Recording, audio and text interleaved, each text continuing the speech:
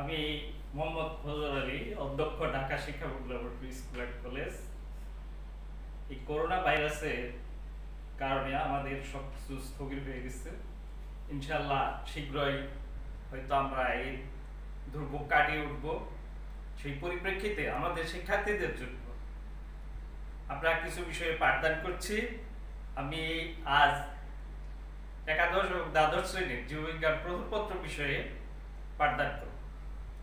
আজকে আমাদের বিষয় হলো ভাইরাস। ভাইরাস নিয়ে আমরা আলোচনা করব। ভাইরাস, এই করোনা একটি ভাইরাস।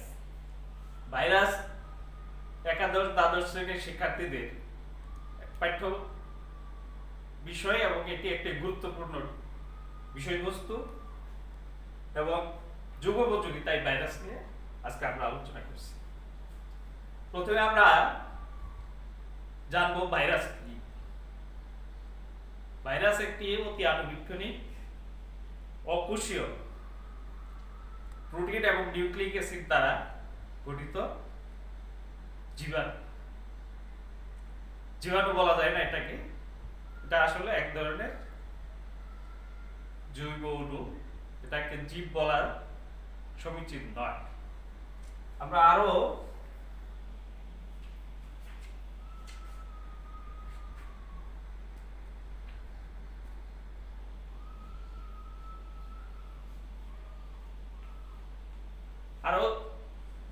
সুনির্দিষ্টভাবে বলতে পারি, ভাইরাস হলো নিউক্লিক অ্যাসিড ও প্রোটিন দিয়ে গঠিত অকোষীয় অতি আণুবীক্ষণিক সত্তা, বাধ্যতামূলক পরজীবী জৈব কণা বা জীবদেহের অভ্যন্তরে সক্রিয় হয়ে রোগ সৃষ্টি করে কিন্তু জীবদেহের বাইরে নিষ্ক্রিয় অবস্থায় বিরাজ করে।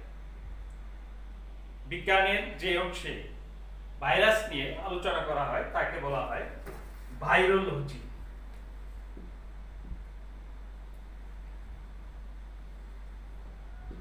ভাইরোলজি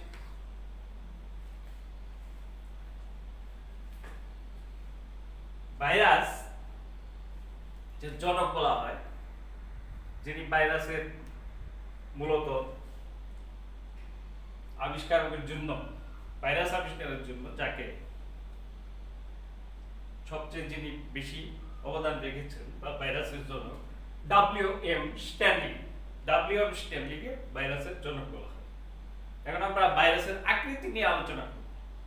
ভাইরাস বিভিন্ন আকারের হতে পারে, দণ্ডাকার, ব্যাঙাচি আকার, বর্তুলাকার, গোলাকার, ডিম্বাকার ইত্যাদি আকারে ভাইরাস দেখা যায়।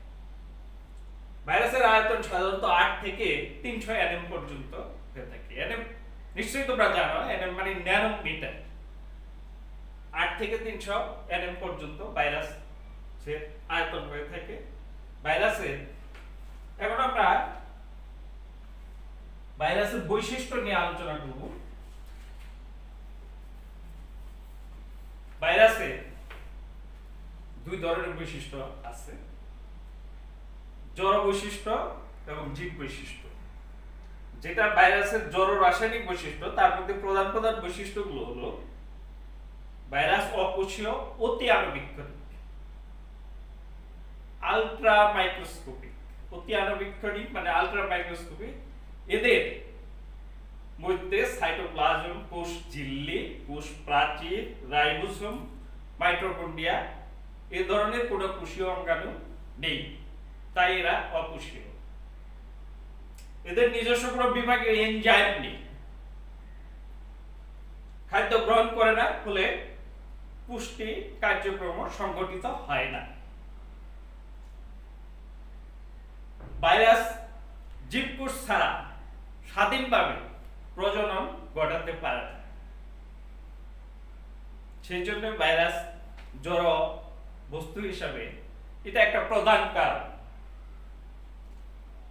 ব্যাকটেরিয়া রোধক ফিল্টারে ভাইরাস ফিল্টারযোগ্য নয়। জীবকোষের বাইরে ভাইরাস রাসায়নিক জীবকণা হিসাবে বা রাসায়নিক কণার মতো নিষ্ক্রিয়। রাসায়নিক কণার মতো নিষ্ক্রিয় জীবকোষের বাইরে। ভাইরাসে কোনো দৈহিক বৃদ্ধি ঘটে না। পরিবেশের উদ্দীপনায় কোনো সাড়াও দেয় না। ভাইরাস মূলত রাসায়নিকভাবে প্রোটিন এবং নিউক্লিক অ্যাসিড দ্বারা গঠিত।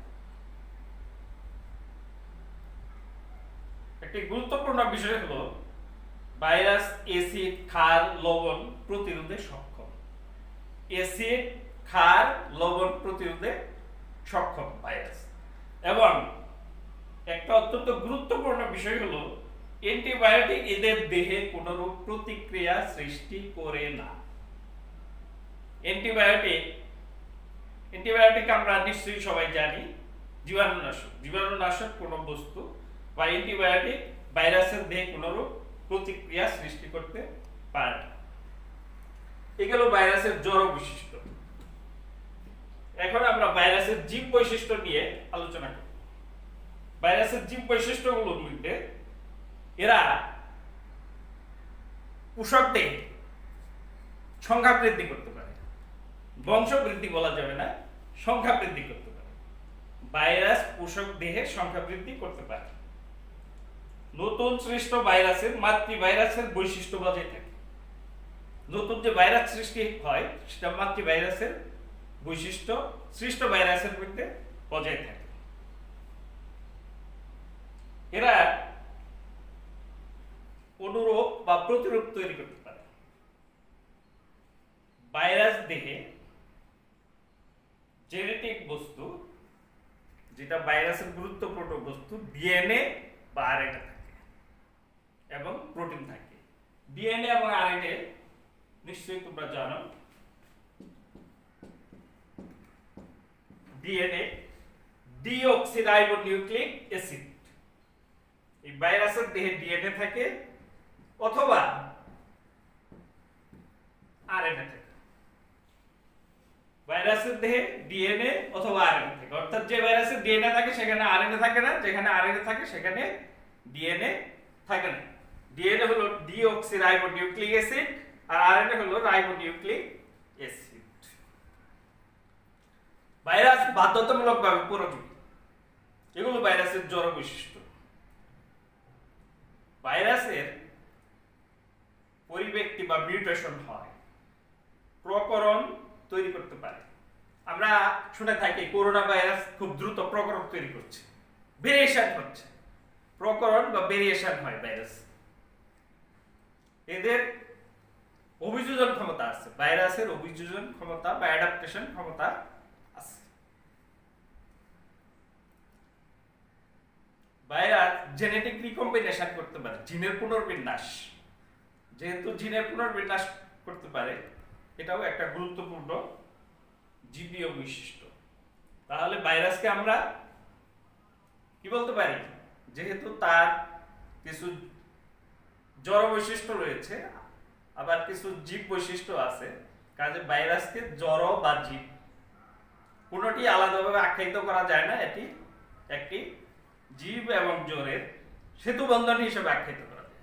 অর্থাৎ ভাইরাস জীব না, জড়ও না, ভাইরাস হলো জীব এবং জড়ের সেতু বন্ধন।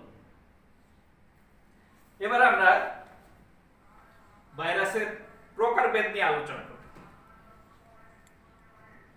ভাইরাসের প্রকারভেদ কয়েকভাবে করা যেতে পারে। যেমন আকৃতি অনুযায়ী ভাইরাস দণ্ডাকার হতে পারে, এরকম দণ্ডাকার হতে পারে, বর্তুলাকার হতে পারে, গোলাকার হতে পারে, ব্যাঙাচি আকার হতে পারে। যেমন এই যে টিটু ব্যাকটেরিওফাজ বা টিটু ফাজ ব্যাঙাচি আকৃতির ভাইরাস। করোনা ভাইরাস এইচআইভি নিশ্চয়ই তোমরা সবাই জানো, হলো গোলাকৃতি ভাইরাস।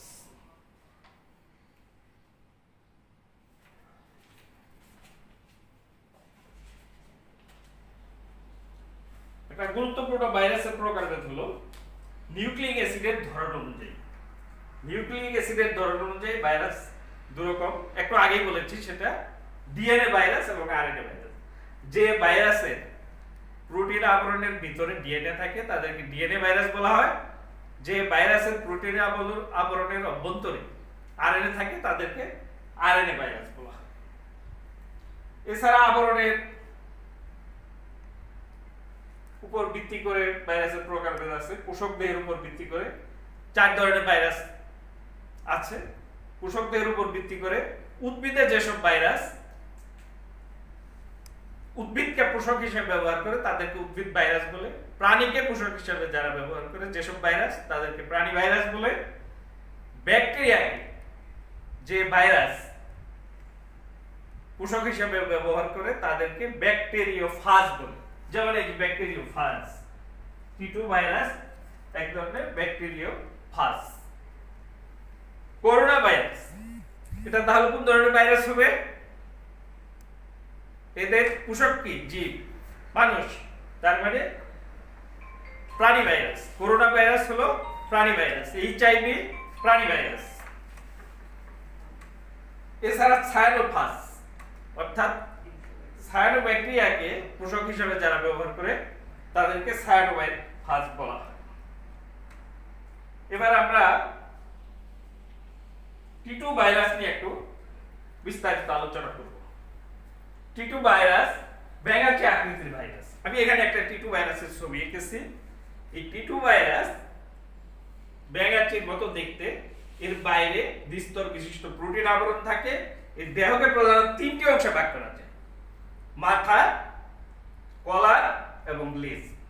অবশ্য লেজকে কলার অংশ হিসেবে ধরা যেতে পারে, তবে পুরো ভাইরাসটির বাইরে যে আবরণ থাকে দ্বিস্তর বিশিষ্ট সেটা প্রোটিন আবরণ, আর মাথার মধ্যে ডিএনএ দ্বিস্তর কুণ্ডলী আকৃতির ডিএনএ থাকে।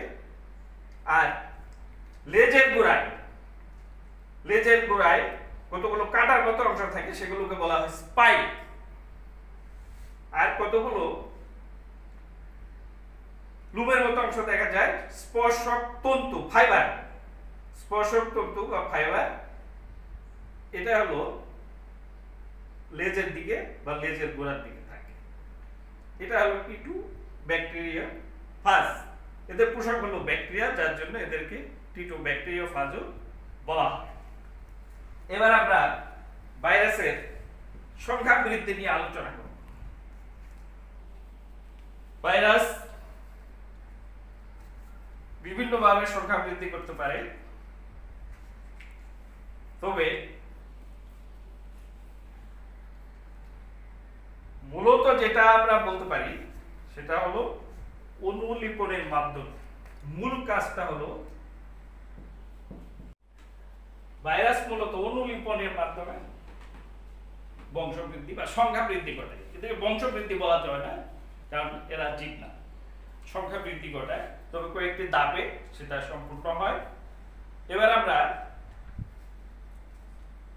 ভাইরাসের অর্থনৈতিক গুরুত্ব নিয়ে আলোচনা করব। ভাইরাসের অর্থনৈতিক গুরুত্বের মধ্যে মূল বিষয় হলো অপকারিতা। ভাইরাস মূলত অপকারী যৌগ পদার্থ।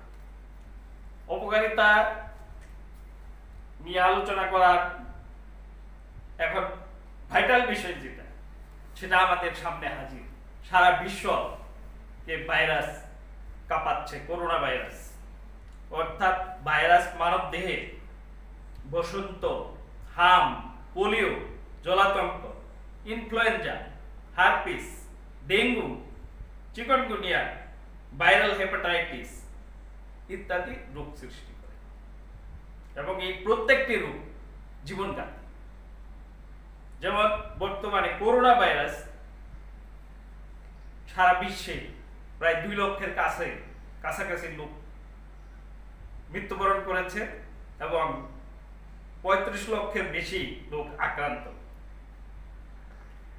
এছাড়া ভাইরাস বিভিন্ন উদ্ভিদ দেহে বিভিন্ন রোগ সৃষ্টি করে, যেমন সিমের মধ্যে মোজাইক রোগ, আলুর লিফ রোগ, পেঁপের লিফ কার্ল, ক্লোরোসিস, ধানের টুং রোগ ইত্যাদি। প্রায় 300 রকমের রোগ উদ্ভিদ দেহে ভাইরাস সৃষ্টি করতে পারে। গবাদি পশুর ক্ষেত্রে যেমন গরুর বসন্ত, গরু, ভেড়া, ছাগল, শূকর, মহিষ, এসব প্রাণীর ফুট অ্যান্ড মাউথ রোগ সৃষ্টি করে ভাইরাস।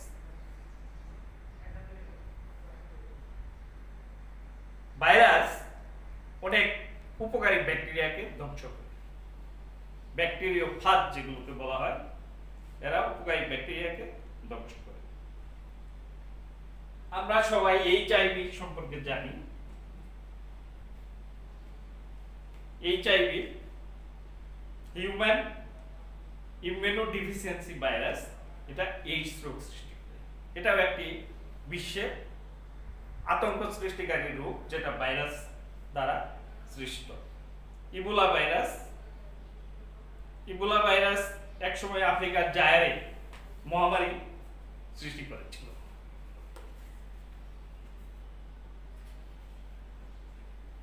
জিকা ভাইরাস নাম শুনে থাকবে অনেকেই। Zika virus, Nipah virus, bird flu, এগুলো সোয়াইন ফ্লু, হেপাটাইটিস বি, এগুলো ভাইরাস জনিত রোগ। ভাইরাস বহু রোগের সৃষ্টিকারী, কাজেই ভাইরাস একটি উপকারী জৈব অণু। তবে ভাইরাস কিছু উপকারও করে থাকে, যেমন বসন্ত, পোলিও, প্লেগ, জলাতঙ্ক, এসব রোগের টিকা ভাইরাস থেকে তৈরি করা হয়। আবার বলছি, বসন্ত, পোলিও, প্লেগ, জলাতঙ্ক, এই রোগগুলোর টিকা ভাইরাস থেকে তৈরি করা হয়। ভাইরাস থেকে জন্ডিস রোগের টিকা তৈরি করা হয়। কলেরা, টাইফয়েড, আমাশয় ইত্যাদি রোগের ওষুধ তৈরিতে ব্যাকটেরিওফাজ ভাইরাস ব্যবহার করা হয়। ভাইরাসকে বর্তমানে বিজ্ঞানের অত্যাধুনিক শাখা জেনেটিক ইঞ্জিনিয়ারিং বা জিন প্রকৌশলে বাহক হিসেবে ব্যবহার করা হয়। ভাইরাস অনেক ক্ষতিকারক ব্যাকটেরিয়াকে ভাইরাস ধ্বংস করে,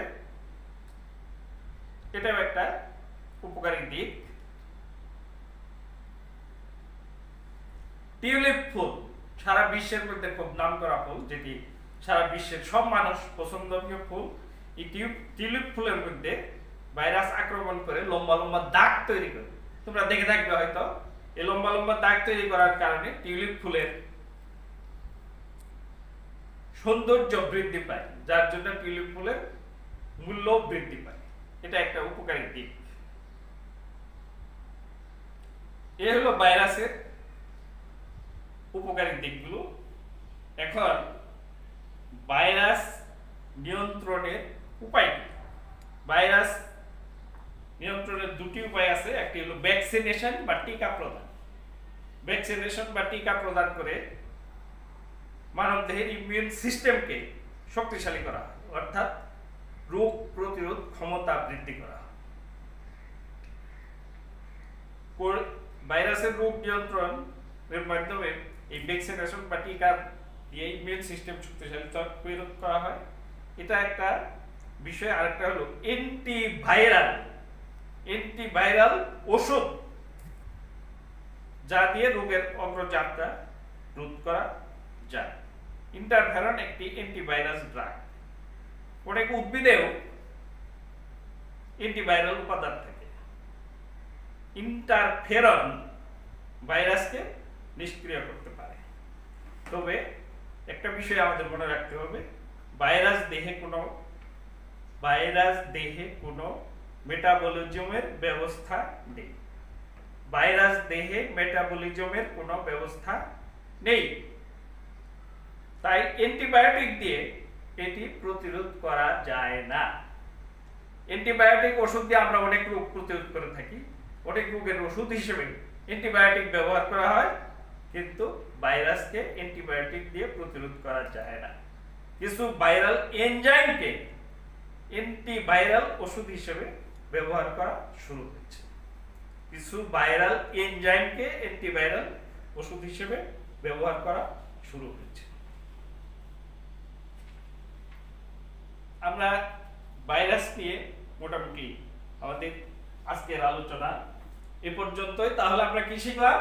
ভাইরাস কি, ভাইরাসের জনক কে, ভাইরাসের আকার আকৃতি কেমন, আয়তন কেমন, ভাইরাস যে জড় বৈশিষ্ট্য এবং জীব বৈশিষ্ট্য কি, সেগুলো সম্পর্কে আমরা জানতে পারছি।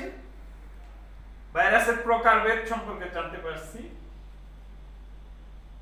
টি2 ভাইরাস কি? টি2 ভাইরাসের গঠন সম্পর্কে আমরা জেনেছি এবং টি2 ভাইরাসের চিত্র আঁকার সময় তোমরা এই বিষয়গুলো খেয়াল রাখবে যে কিভাবে চিত্রটি আঁকতে হবে। আর অবশ্যই চিত্রের নিচে চিত্র কথাটি লিখতে হবে, কারণ এটি টি2 ভাইরাস নয়, এটি টি2 ভাইরাস বা টি2 ব্যাকটেরিওফাজের চিত্র। এইটা এখানে দেখো করোনা ভাইরাস লিখেছি। শিক্ষার্থীবৃন্দ, আজ তাহলে আমরা এই সময়ে burning question, virus, corona virus. এই করোনা ভাইরাস সারা বিশ্বকে কাঁপিয়ে দিয়েছে। আমরা বিশ্বের এই মানব সভ্যতা আজ করোনা ভাইরাসের কাছে আমরা এমনভাবে আতঙ্কিত অবস্থায় আছি, ভীত প্রকম্পিত অবস্থায় আছি। আমরা ভাইরাস সম্পর্কে প্রাথমিকভাবে উচ্চ মাধ্যমিক পর্যায়ে যতটুকু জানা প্রয়োজন সেটা আলোচনা করার আমি চেষ্টা করেছি। তোমরা এটা ভালো করে আরো অনুশীলন করবে, বই পড়বে, বইয়ের মধ্যে আরো বিস্তারিত সব আছে এবং এটি একটি পরীক্ষার জন্য খুবই গুরুত্বপূর্ণ বিষয়। প্রায় প্রত্যেক পরীক্ষাতেই ভাইরাসের উপর বা ভাইরাস সংশ্লিষ্ট বা অণুজীব সংশ্লিষ্ট প্রশ্নপত্র থাকে। কাজেই ভাইরাস সম্পর্কে শুধু আমাদের জ্ঞান অর্জন এর পাশাপাশি পরীক্ষা প্রস্তুতির জন্য ভাইরাস সম্পর্কে জানতে হবে। আজ আমরা সবাই এইভাবে প্রস্তুতি নিব, প্রত্যেকে ঘরে থাকার চেষ্টা করব এবং তার পাশাপাশি ঘরে থেকে আমরা লেখাপড়া চালিয়ে যাব এবং অধৈর্য হব না। ঘরে থেকে লেখাপড়া সুষ্ঠুভাবে সম্পন্ন করব এবং যাতে ভবিষ্যতে আমরা পরীক্ষাতেও ভালো ফল অর্জন করতে পারি এবং জ্ঞান অর্জনের দিক আমাদের যাতে প্রসারিত হয় সেদিকে লক্ষ্য রাখবো। ধন্যবাদ সবাইকে।